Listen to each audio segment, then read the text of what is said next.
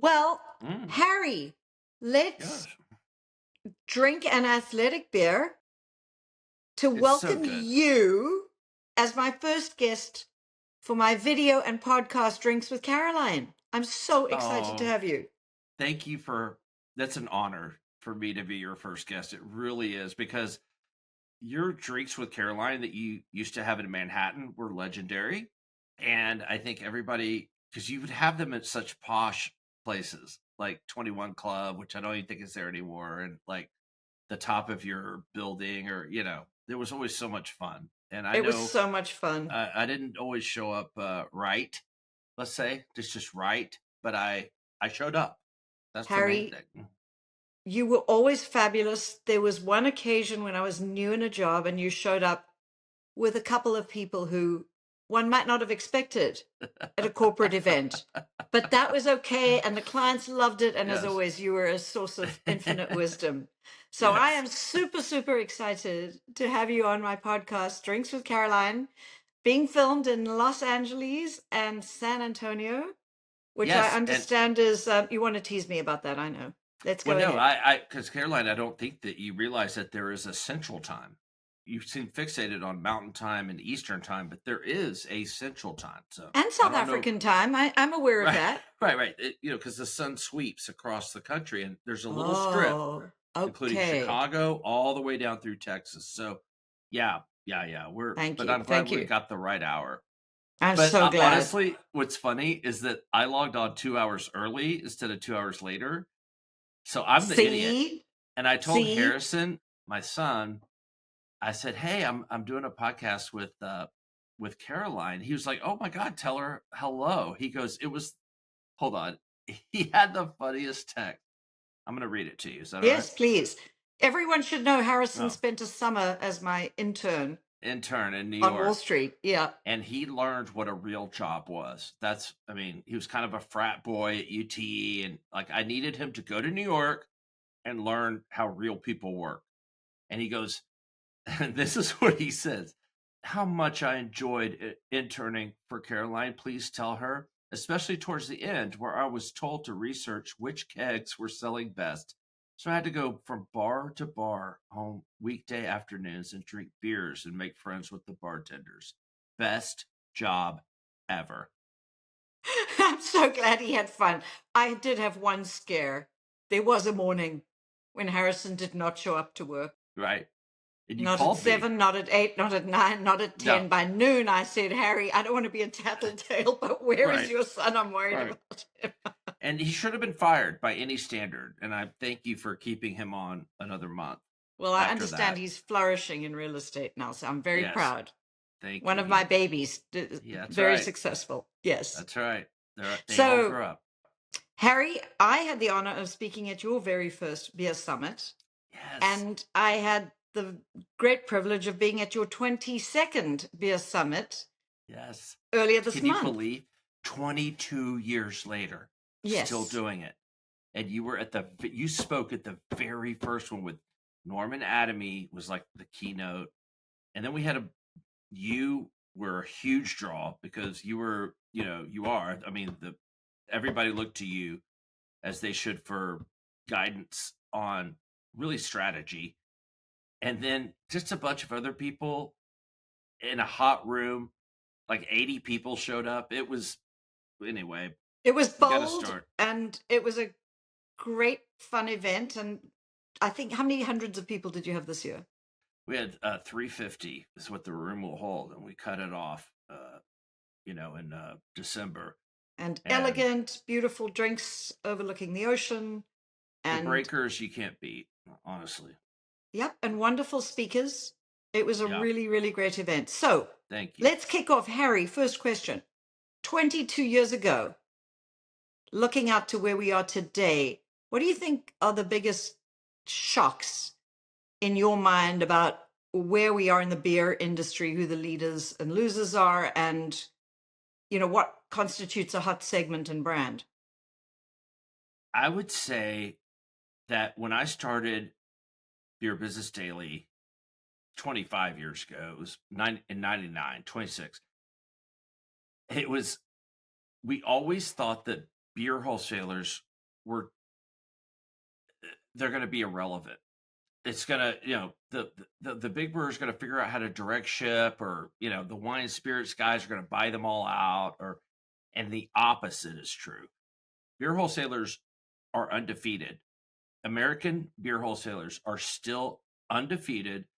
They still make the highest margin. They're now selling spirits in the form of RTDs in a can at really Ready to high drinks. margins, For people ready who to don't know drinks, what an RTD is. right? And they are the only ones that are servicing in the alcohol business convenience stores and grocery stores more times a week. And so, like, everybody, if you believe that the beverage alcohol business is going to cans, which it is, meaning single serve cans, beer wholesalers are winning, and they're getting that business more and more. And even news broke Friday that Reyes is going to get Tito's in California for the whole state, the largest spirits brand by far, and they've already gotten Sazerac in several states, including Texas, but which includes Buzzballs, and they get Atomic Brands has moved. So I guess my point is this: that beer wholesalers are undefeated. And Yes, just to comment on that, years and years ago in covering the soft drink companies, I remember Coke trading at a multiple that was 42 times earnings, and the bottlers traded at multiples of about 10 times earnings. And there was just this view that the brand's worth everything and the poor schleps who have to carry it around, it's awful. And that has since changed so much because I think everybody's recognized the power of distribution. Just as an example, when Monster went into the Coke system, domestically and internationally, it was just, a jump step in their success. And I think in beer, the Reyes is our private distribution company for anyone who doesn't know, but tell us some of their brands, Harry, some of the biggest brands in the country. Constellation and Molson Coors are their main, like, anchor suppliers. And I have found that they will not really go into a market and acquire unless those two are together, Constellation and Molson Coors. And they probably take AB too, but there's antitrust reasons, right? So they have to have a competitor. And so that's been their key. And they enjoy, in many states, in most states, franchise protections on their beer brand. So, like you said, Caroline, the equity of the brand falls mostly to the wholesaler. Like, if you calculated Blue Sky for, say, Boston Beer, and if you calculated the net Blue Sky, that by Blue Sky I mean intangible brand value, across their wholesaler network, it's way more that's on the whatever's on the books at Boston Beer Company. So, yes, and so if you're a beer wholesaler like Reyes, you're able to bank that into buying wine and spirits, like getting into Tito's and Coke and whatever else, because you have this solid base that's in perpetuity because of your franchise. Franchise protection. And let's just segue from that into any sort of regulatory changes you see, either regarding distribution rights, and obviously we should touch on tariffs. I interviewed Bill Newlands, the CEO of Constellation, just 2 weeks ago at my conference. I said, "What if, because all of their beer is made in Mexico, all of it, and what if there's a 25% tariff?" I said, "Would you eat it?" And he said, "Well, maybe depends on if we think it's going to last a long time or not." And uh, you know, and if they had to increase price, would everybody follow or not? So these are big questions for 25. And honestly, I think it's a bluff by Trump. I think he's trying to negotiate whatever he wants. But if it does happen, I feel like it would be like for 2 months or something. But maybe not. Maybe not. We don't know. It's a wild card. It's a It's a wild total card. wild card. If they were to raise prices, and AB Molson Coors were in a position where they didn't need to, they wouldn't. So I think it would be terribly damaging. And just Yeah. for anyone who doesn't know, the Constellation, the major brand, Corona, Modelo now bigger than Corona, I believe. And then Pacifico growing like crazy, and they've got a couple of other really strong brands. But almost their entire portfolio is made in Mexico, right? Is anything not? Yes. Everything. I I mean they have little breweries around. I don't know if they make some, yeah, but yes, Yes. Yes. 95% of their production is in Yeah. Mexico. So I want to just ask, and then we'll come back to regulation, but do you see any major change in behavior from Constellation having had their first miss in beer or major miss in beer in the memorable past? I do not see any change in behavior. I think they have said, and I believe because I've seen the data, that this is a macro demand issue, uh, mainly with C stores. If C store traffic picks up, Constellation picks up. And energy drinks pick up, talking about the Right. soft drink business. It really, to see customer foot traffic in convenience stores go down is a very, very rare occurrence. If again, can we Yes. remember that happening in the past? No, and I mean they do have tough comps. Like C stores did really well last year, really well. They carried the industry, the entire beer industry for sure. And so they're going up against tough. That's a lame excuse. Traffic's definitely down, and that's just the consumers just tired and worn out and broke. And C stores sell at a higher unit cost usually than other the So the grocers. channels are shifting. Sure. So it's funny. Was it at your conference where they said it's the Taylor Swift tickets that people borrowed to buy, and now we've got the the benefit concert for the people who went through the fires in LA? Those are going for $2,000 a piece too. You're like, Oh oh my boy. gosh, back in debt. Back in debt. And also, Caroline, I said this, I don't know how much it resonated, but I don't know how much we can quantify how much young men are spending on online gambling with Harry, DraftKings.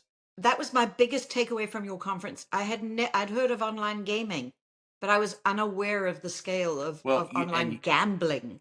gambling, right? And you know who kind of first kind of brought it up was Nick Modi, yeah, your Nick. protege.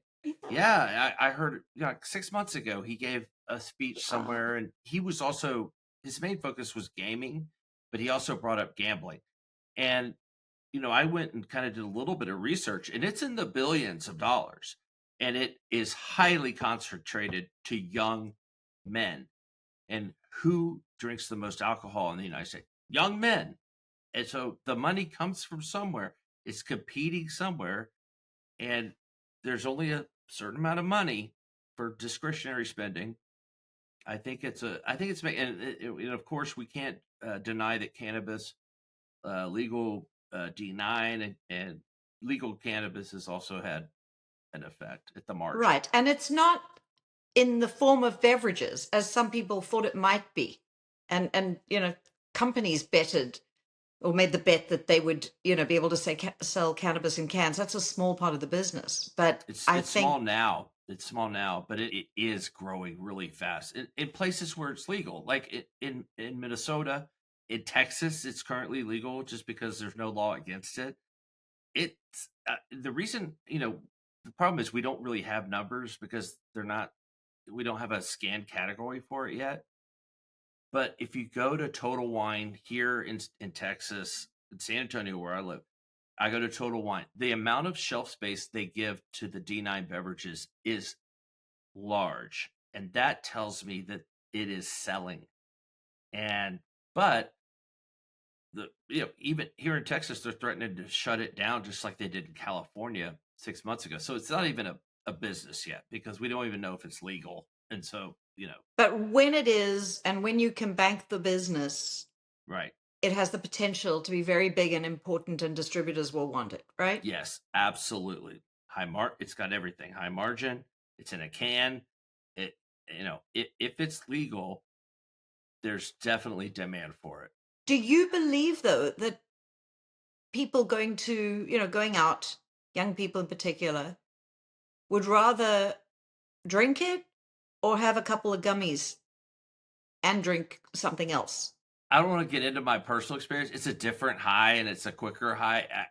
Beverages they hit different, but I think if you're sociable and let's just say you just like, I do not want to be hungover tomorrow. And so if I'm out, then yeah, I'm going to switch to D9 after maybe 2 beers. But you can have a couple of gummies and then you can have a nice non-alc No, athletic beer. Athletic is the best. So And how's the one you're trying, Harry? What is it's it? actually really good. I don't know. It's some kind of What's it called? It's called Marine Odyssey. And it's a joint marketing with Netflix. Netflix, yeah. It's a wrap can, and all their beers. I mean, delicious. Bill Schufolt spoke at our summit. He's just such a genuine, honest broker that you don't see that often with CEOs, and especially from the financial side, if you want to say that. And he's just he built that company the right way. He did everything right. I'm sure he's so he probably wouldn't say that, but he really did everything right. He got distribution right. He didn't push it too hard in the beginning to over distribute. And and you wouldn't think it, but he's a natural salesman. So in a very subtle way. Yeah, right. Yeah. A soft sell.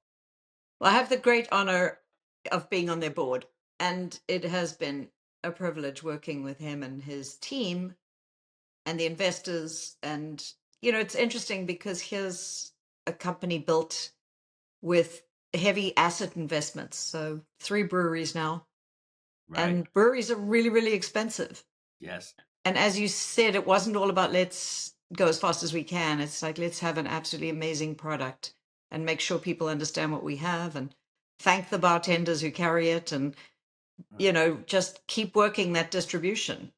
If I had said, oh, I'm going to start a non-alcoholic brewery, I would have contracted it. I would have done it the fast, easy way.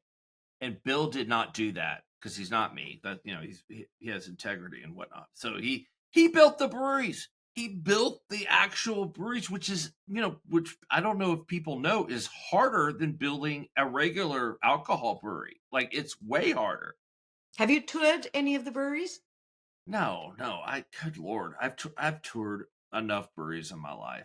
I mean, well, my favorite story is when was it Heineken took you into the Iraq War? Yes. Harry. Yeah. No, it was Diageo. It was Diageo. Oh, Diageo. Okay, I can't blame Heineken. Okay. Yeah, they were trying to kill me. They were literally How close trying did to they kill get? Me. They got pretty damn close. They got close. We got shot at. There was an escape through the desert in a Yes, yeah. There were bullet holes in our car, in our Suburban. We were in a Suburban. It was a Halliburton Suburban. It was fun. Harry. I mean, we were yeehawing and just hauling ass, and we got through, and they were shooting at us. I was with this reporter from the New York Post. He was Australian. I don't know why I'm looking at you. You're not Australian. You just sound, whatever. But he, Steve Dunleavy was his name. Look him up. See, there's Google the Levy. him. Steve Dunleavy. Yes, he was wild drunk the whole time, and I don't know how because there's no alcohol there. We're in a Muslim country. I don't know where he got it, and I wish he had shared. But it was hot. It was 105 degrees, and he was smoking. But that was good, Harry, because you told me that you were freezing on the flight over because you got on in a t-shirt thinking you were flying in a normal commercial flight, I think. Right. There's no heating. We're up at 30,000 feet. It's like 20 degrees. It was a military plane. It was a military plane, right. And everybody's vomiting. It was awful. Thank you, Diageo. Thank you for sending me on that trip. You almost had me killed. We're glad that you made it. So getting back to the business of beer, our new head of Health and Human Services, RFK, has a very different view on what we should eat and drink and what can be in our foods, to say nothing of vaccines, but we'll stay away from that. But that, in conjunction with the fact that there is a lot of evidence being thrown around that no amount of alcohol is good for you and that drinking shortens your lifespan. I just would like to hear you weigh in on all of this. And in particular, because young people have been moving away from alcohol and think it's really bad for you. This sort of acts as proof, but how should we put it into context? Because there are a lot of things that are bad for you that we do anyway, or dangerous that we do anyway. Right. Right. Actually, I got a note from Comil, another one of your proteges, who, said walking. There's no amount of walking that's safe for you, or driving, or riding in airplanes, or whatever. And the thing is that if you look at the studies, overall mortality goes down with the certain amount of drinks that you drink a week. Where's that study? There's a new website out there called google.com or chat GPT, and you just go and say, it's called the J curve. It's a J curve, meaning mortality goes down with a couple of drinks per week, and then once you get to a certain amount, like 5 or 6, then you start dying. The mortality goes up. I think it depends where you drink it. I think if you're a Greek shepherd and you're at the top of your mountain and looking at the beautiful breezes and eating fresh cheese and bread, you can have a drink a day. And why is that? I mean, it's all of this is observational metadata, so we don't know the other comorbidities that are in there. And so, like Dr. Stockman, who's affiliated with the World Health Organization, he would say, Harry. No, having a few drinks per night is not causing you to live longer. It's a sign of long health because of other factors. And I would turn it back to him if he were sitting here, and I'd say, Dr. Stockman, yes, but also when you say that there's no safe level and that cancer risk goes up, don't people who drink 5 or 6 drinks a night also smoke? Don't they go into tanning beds? Don't they do all this other stuff? So, I mean, there's no way to tease that out. And yes, absolutely, higher drinking levels cause an increase in types of cancer. But the data do say, and I use data in the plural because that's the proper way to say it. The data do say that it's de minimis. It's so de minimis that it's not even statistically relevant on those first few drinks a day. And again, where can people go for that data? Like, do you know the source? Yes, it's called ChatGPT or Google.com. No, but the source that they're using. Oh, I mean, there's so many studies out there that nobody knows which one to pick from. I think, in fairness, that there are so many factors that affect our longevity. And one of the most important we know is being social and not living a little hole and caving and cocooning, but actually being around people. And so I think, there is certainly evidence that drinking too much is damaging. But even at Athletic Brewing is never saying, don't drink alcohol. We're just saying if you don't want to start necessarily with an alcoholic drink after you've been working out, don't. Yeah, If you want to mix this into your lifestyle, great. You mix it in. And Yes. listen, I think you're so right, Caroline. Like, nobody needs to be drinking if they don't drink, right? Or if they don't want to. But I don't think also, on the other hand, nobody should be scared from having a couple of glasses of wine with their dinner because they've been told that it's going to dramatically increase their chance of cancer, because it's not true. It's not true. It's clearly not true. There are so many factors, including genetics. I have to say, since I've been living in California, which is 4.5 years, I'm scared of everything I do. I run the water. I'm thinking, oh, is it safe? I take a breath of air. Oh, am I imbibing, terrible No, things? you should be scared. I know. I'm glad you are. I know, but it's sort of everything you put into your body. And I think we're becoming incredibly self-obsessed with this hacking of our health and wellness as a society. So much of it has to do. I mean, we all have that one grandparent that drank a fifth of scotch a day and lived till they were 95, right? We all have that. And it's like, he ate a pat of butter and pancakes. It's just genetics, but who, It's not just genetics, but there are factors that, there are just so right. many. And I think that's the And point. really the point of this is that this kind of narrative runs in waves. It always Yes. has. And I Yes. remember in the late 90s, we had these kind of, what we called at the time, neo-prohibitionists, and it's whoever gets funded, and they got funded by the Robert Wood Johnson Foundation. And so they had a lot of money for a while. And so it came in waves. And then now it's the Mondavi organization, grants from the World Health Organization. There's a lot of money funding that. No industry money coming in at all, because industry studies are tainted. So it's like, why even do it? Because they're painted as tainted. So, like Charlie Munger says, give me the incentive and I'll give you the outcome.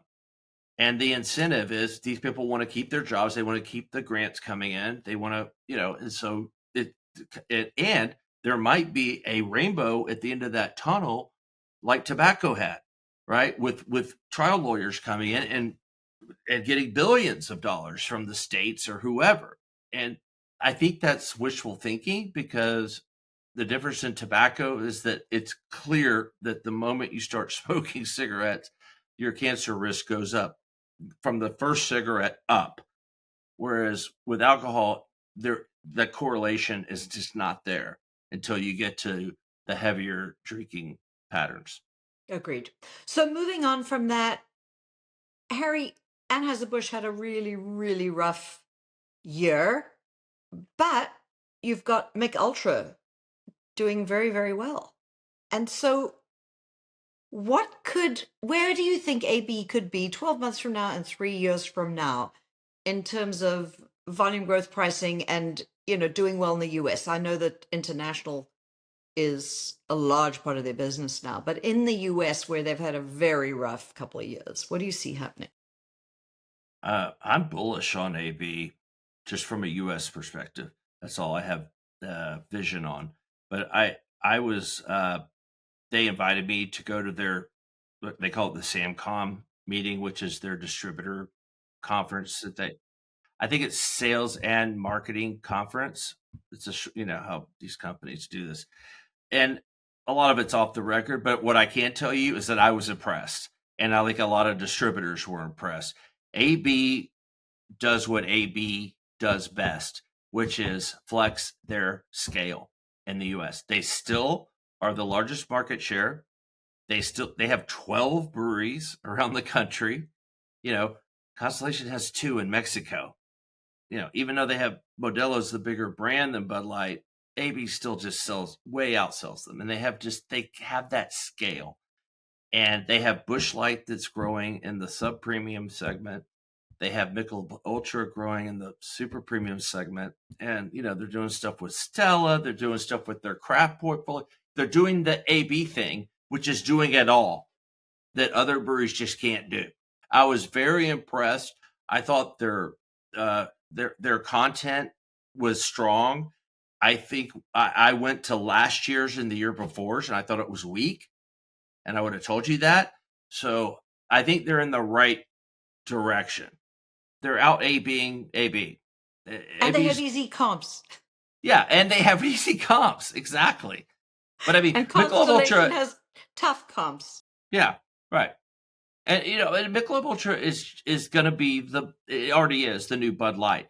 You see them; they're putting a ton of, I, it's not. I can't tell you how much of an increase they're doing because they asked me, but I can tell you they are increasing their investment significantly, and you will see Michelob Ultra not just in the NBA and in the NFL, which are both increases, but you'll see it in the World Cup and you'll see it in the Olympics, which they have exclusivity on. And previously, that would have been Bud Light in that, and plus the UFC. Now it's Michelob Ultra, and guess what? The margin's a little higher. So yeah, I'm kind of bullish on AB. I don't know why. I don't know why I'm saying it, but because they'll Well, screw it everything up goes in somehow. cycles. And, Yeah. it's been sort of fun to see the loser. I mean, the biggest guy being a little knocked down, but it would be super fun to see them come back. It Yeah. would be fun. Yeah, it was fun, by the way. It was really fun to see Molson Coors and Pabst and Yingling and these companies that have all been fighting AB tooth and nail because AB's the Darth Vader of the industry, and they got a win. They got a big W, and you know what? God bless them. They got that year of just, and and actually they increased their share to a step level up, and they're not gaining anymore, but also then they've lost a little bit, but they still are at that step level up. So that's a win You're for talking them. about Molson Coors and Yes. Constellation? Yep. Yep. Especially Constellation, but also Molson Coors and also Pabst. I know you don't care about Pabst because it's private, but and Yingling, I you do don't care care about about that. private companies now. No, you don't. Absolutely. You don't care Yes, about I private do. Let's companies. talk about Happy Dads.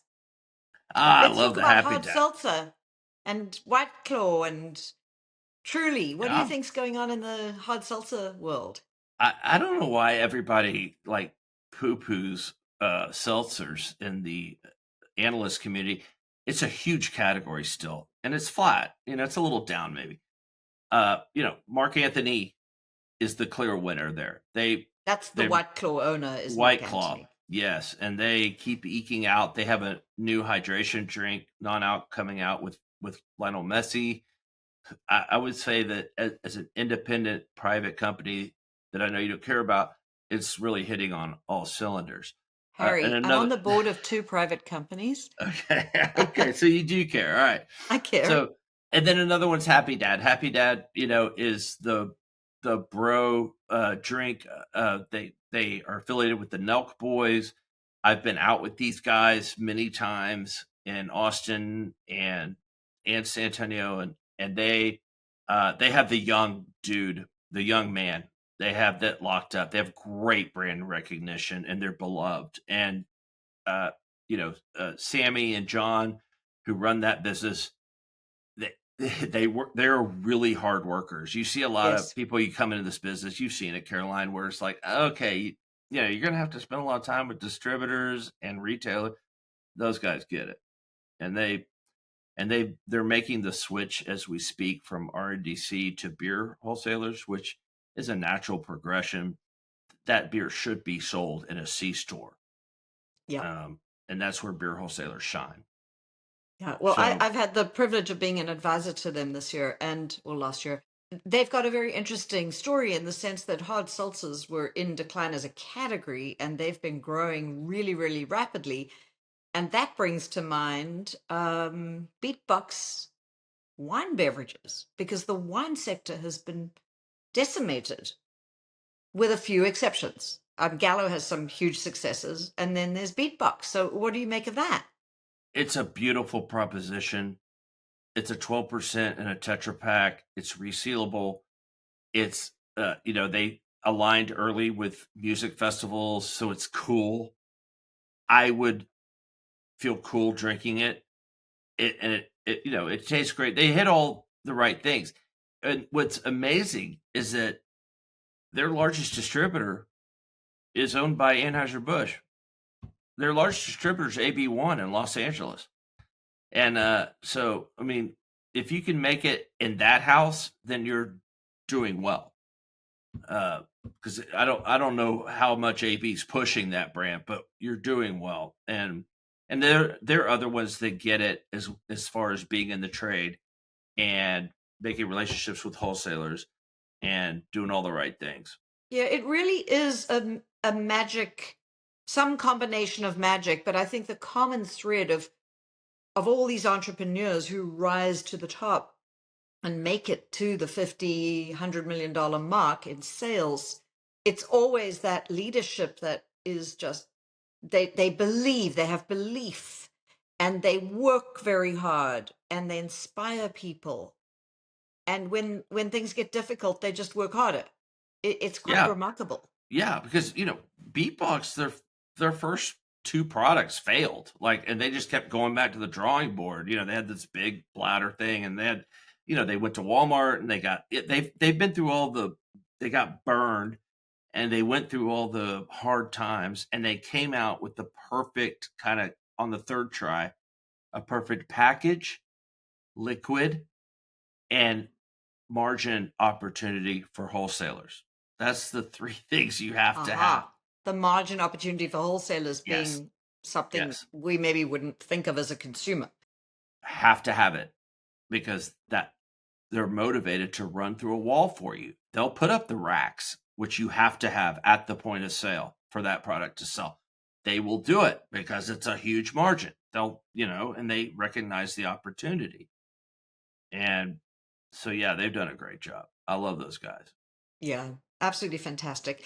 And then Gallo is a private company that is huge, but they don't love telling their story publicly in any way, so a little mysterious, but they've had some major wins.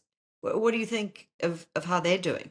I, you never bet against Gallo, ever. Never, never, never, never, never. And, because ever since I've been in the business, if there's ever a survey of retailers of who's the best beverage alcohol supplier, Gallo's either always number one or number two, always. Wow. Who else is up there? Well, at the time, AB, just Yeah, because they yeah, service so well, yeah. but Gallo's always up there. And then if you survey the beverage alcohol leadership, everybody's either come from Pepsi or Gallo because they train their people the best, right? The top people always come from Gallo or Pepsi. And that's just Yes. because I don't know what they do. They have magic. But if you know that somebody came from Gallo, you're like, okay, that person's solid. That person Yes, knows their yes. shit. They're not weak. And they're just a good incubator of people, which tells you they're a great company. They're also great at hiring.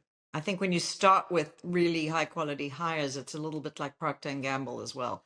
Just incredible hires, and then the work ethic and the training and the discipline and the use of data, which of course has become ever more important. Right. I And don't think and, you and can you're be a right. great marketer without the data anymore. It's not No, you touchy can't. feely. You can't. And that's one thing that Constellation's really good at that I'm not even sure they get credit for that. But like Malika Montero, she led this, and I'm sure she had great people working for her as well. But they jumped early on the app thing, like delivery apps, like DoorDash or Uber Eats or whatever. They jumped early on that, and they got the data to flow directly into the app through the retailer. Right? You have to go through the retailer, and so that the image looks correct, it's the right package, it's the right price, and that's important because a lot of these kids, they're gaming, right? They're all at home gaming, and they get it delivered through DoorDash. So I these think that's kids, also where our money's going, is it's so expensive by the time you've added the delivery charge and the tip. yeah, yeah, So there but are a lot of places where spending is going up, and I guess it's all coming out of. I mean, on premise, kids also saying, "Well, I don't expect to ever buy a house, so right, I'm just going to do this and have a great lifestyle outside the home and right, or cocoon." yeah. I mean, I have three children in their 20s. One's 30, and none of them own a house. And it's not like they're deprived. They're very privileged in every way, and yet they don't even own a house. Yeah, and I owned two houses by the time I was 30. It is a different world. Yes, yes, and I have to say, owning a house in LA a couple of weeks ago felt like a very silly thing. Yes, So, right. but there is something in human nature, I think, that does like to feel And like you have this piece of land that is yours. yeah, I think so. And you're safe where you are, right, Yeah, Caroline? You're didn't feel so safe. I am now, please God, yeah, but it didn't feel so safe when you had fires raging on either side of you and high right. winds. It was terrifying. Yeah, And I it's bet. been really, really sad speaking to friends who've lost homes and everything, whole neighborhoods. I mean, I think almost everyone will say the home is bad, losing that. Losing whole neighborhoods and communities is devastating. It's just Devastating. devastating. Yeah. I read somewhere today that the most celebrated origami artist in the world had his house in LA. What is there anything like you and I can save our writings and stuff on our computer and it's on a cloud. Origami, there ain't no it all burned. Oh my Origami. goodness. So if you're in an origami, honest, I mean, you should be living in like Louisiana on an island covered with marsh and water. I Well, mean, I don't know. It's called flooding. Oh, you shouldn't be. Is that what you said? you should be so that there's no fire. But there could be floods, Harry. Okay, you're right. I think we digress. Have we talked? Molson Coors has been. They've just had this role of second fiddle to Anheuser-Busch for a long time, and then to Constellation Brands as well, and even Mark Antony and some other brands seem to be, outgrowing them. And then they have moments of glory, and they're doing quite a lot with innovation, even outside of beer. But where do you see their future in the next couple of years? Like I said, they have to step up and share. They've held on to some of it. They've held on to some shelf space, so that's good news. But their innovations really haven't caught anybody's imagination afire. And honestly, I don't know. I mean, people have always speculated that they should team up with Heineken, at least in the US, do a Yeah, for JV. years, decades, we've heard Yeah, about this. decades. Right. Yep. And it Yep. makes sense because they need a high end portfolio and Heineken needs scale. And if they got together, they'd have both. And so that's the reasoning behind that. But it has to be the right thing. Now, keep in mind that Molson Coors does license a brand from Heineken called Sol, a Mexican beer brand, which they've done nothing with. Probably because they have to split the margin. So they're like, why would we push this? And by the way, Molson Coors splits the margin on all of their brands. They split it on Yingling, they split it on Topo Chico, they split it on Simply, they split it on Zoa. So I mean, they have partnerships which are great, but those always dip into margin. Coke has to get their slice. Yep. Yep. They've always been lower margin just because they have fewer breweries than Anheuser-Busch by a lot. Yeah, plus that. So the transport costs and all that. Yeah. So, Harry, let's talk a little bit more about the world of non-alcoholic beer, wine, and spirits. What is your view on, I think non-alc beer is about 1.5% of the category today in the US. There are some countries where it's 10. What do you think happens in the US over the next 5 years? We split the difference with Europe and we're at 5. Okay, that's exciting. That's huge. We'll never be 10 like Europe because we're just not that fancy. We're just not there. We're rednecks at heart. Okay, so we'll get at 5%. I do believe. I do not think that non-alc wine or spirits will get anywhere near that level just by nature of what they are. A non-alc beer makes sense to a regular. It's in a can, it looks like beer, it tastes like beer. It tastes like beer. It really does. This right, but what is a really non-alcoholic rum supposed to taste like? Exactly. What's a non-alcoholic wine? It's like everybody says it's grape juice, and so it's hard. I'm not here to say it's not going to grow. I think it will, and there'll be mocktails and yes, it'll, but it's never going to get to 5% of that category or even close. But and it's a much smaller category to start with, wine, for example. Right. And I just think beer has what this is, you could be anywhere and it looks like you're drinking a beer and you feel like you're part of the party. And some people really like the taste of beer. Nobody's going to say, I want a glass of wine because I like the taste. Like, what? No. Well, they might, but the wines I don't know who these people are, Caroline, that you hang out with, but I don't know anybody. No, I've yet to try a non-alc wine that tastes anything like, oh my gosh, this is a wonderful wine that enhances my meal. They tend to be very sweet and lacking in any depth or substance, literally. Like they feel very, they call it. They feel very liquidy, very watery. Right. And so to me, there's a much bigger question on wine and spirits brands about non-alc wine and spirits, about what differentiates you from a soft drink than there is on beer. And that to me is what needs to be overcome. That's right. And maybe it'll happen. Because why not just have a Diet Coke with a lime in it? So I mean, so I mean, it's a different proposition. I think it's just a harder proposition. That's all. Yeah. Well, it's certainly fun to try all the different ones because there are many Sure.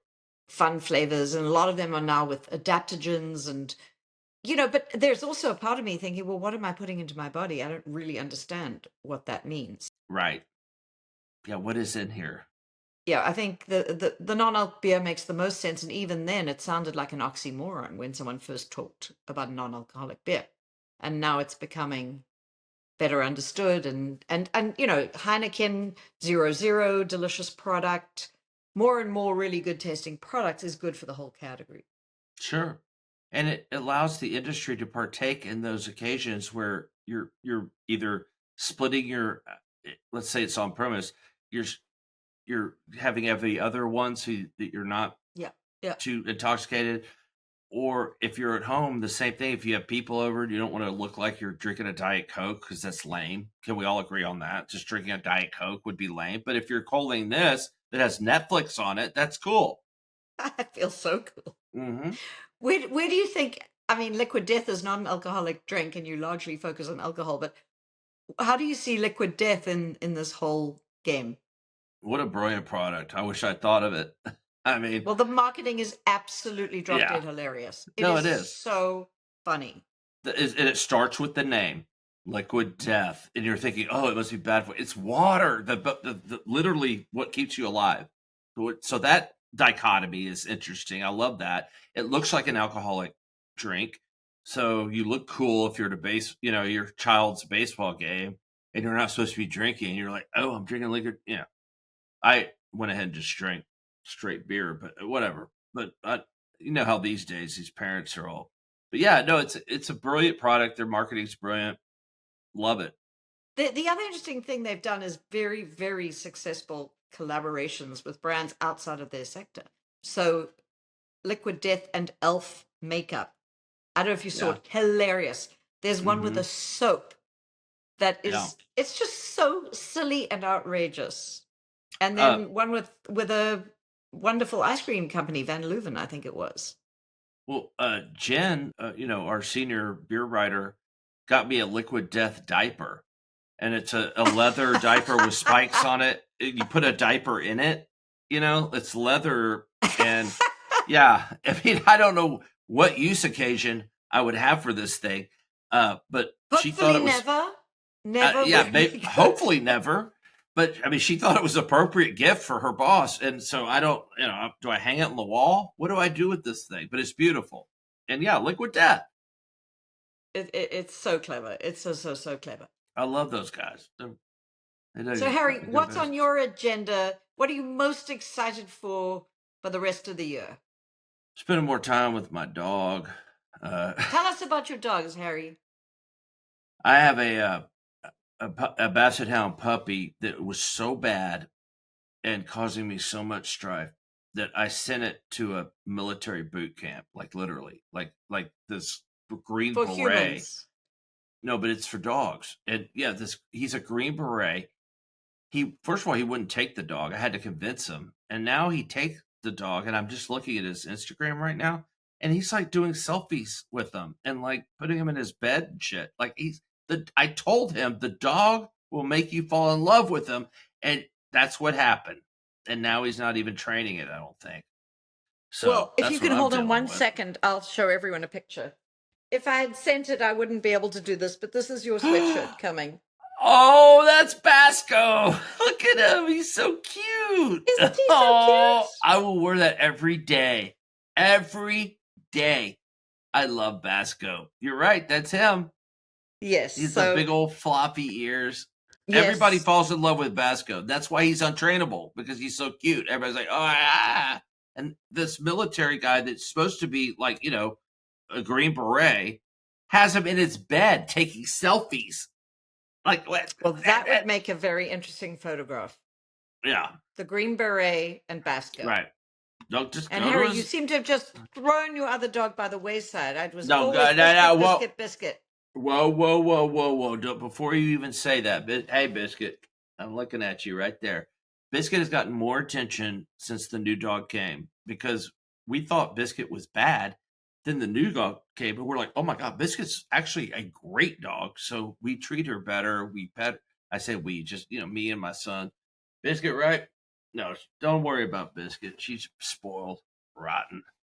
We might have to end with this. There's a great New Yorker cartoon, and it's two dogs chatting, and they're saying, good dog, always good, never great. It's true. It's true. Good dog, Biscuit. Good dog, Lulu. I have yeah, mine too. yeah, just not great. Just not great. Well, Harry Schuhmacher, publisher of Beer Business Daily, Wine and Spirits Daily, founder, owner, inspiration, amazing, fun, and the best friend a girl could ever have. Oh, It's thank you, been Caroline. such a pleasure having Such a you on pleasure. my podcast. It was such an honor to be your first guest, Caroline. And I love you so much. What I love about you is you have an instinct for beverages that goes beyond just being a financial analyst. It's beyond the numbers. You always have an instinct for what's working and what's not. And I've always admired that. And Well, that's the thanks, truth. Harry. So from one fan to another. Yes. See you soon. I'll see you soon. Bye. Take care.